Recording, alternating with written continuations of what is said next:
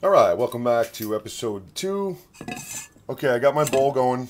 I'm basically going to hit it with some Italian breadcrumb. Nice. Now I want a ratio that's going to cover the shrimp that I have out, which is right there.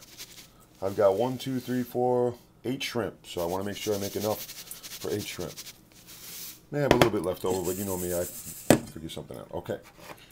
We've got our breadcrumb. I'm going to add some Old Bay to that because this is seafood and I always like Old Bay in my seafood. A little bit of a red color, but it's going to go away quick. You'll see. Okay. Got a spoon here. All right. Now, to that we are going to add some salt. Say about a teaspoon or so. Some black pepper. Give you that nice flavor. Okay. And just move it around, stir it up. Like I said, see how the red color disappeared? You're not even going to see it or know it's there. But the flavor will be there from the Old Bay. I like that. Okay. Next thing we're going to add is almost an infinitesimal amount of lemon juice. I'd say maybe a teaspoon at most. Boom, right into the dry. Then we're going to add a little bit of olive oil. Just a touch. What I'm basically trying to do is just moisten it up a little bit, and that's all I really want to do. Now there's going to be primarily garlic in this, but I'm going to add a little bit of garlic powder just to make sure that that shrimp doesn't escape the garlic flavor that's going to be all over this when we're done. Okay, I'll just go in there and mix it up with my hand. Now see, I don't want it too dry. I want to make sure it's moist enough, because what we're going to do is we're going to coat these beautiful shrimp with this, and I have to have that moisture in order for it to set up. So I'm going to put a little bit more olive oil in there so I get that moist consistency that I'm looking for. This way it molds directly around the shrimp. See what I'm saying? Okay.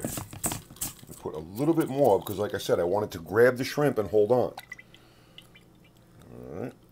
And that's what cooking is, folks. It's a matter of ratio. As you go along, you kind of look for the consistency that you're trying to get and do whatever it takes to get there. You know, like I said, it's a journey, man, just like life.